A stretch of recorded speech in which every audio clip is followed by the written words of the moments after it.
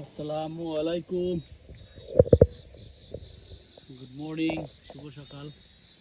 আজকে যে জিনিসটা সেটা হচ্ছে যে আমাদের বরিশালে ডাটা, বড় বড় ডাটা আর কাঁঠালের বিচি আর চিংড়ি মাছ দিয়ে রান্না করতে খুবই টেস্ট। তো আমার ডাটা আছে মাশাল্লাহ, আলহামদুলিল্লাহ, শুক্রিয়া।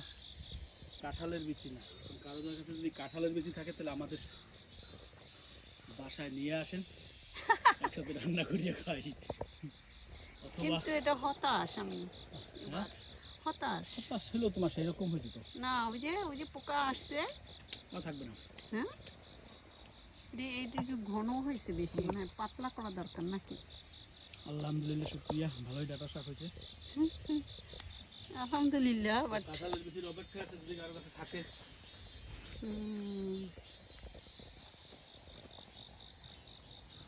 সুন্দর হয়েছে না মাশাল্লাহ? ও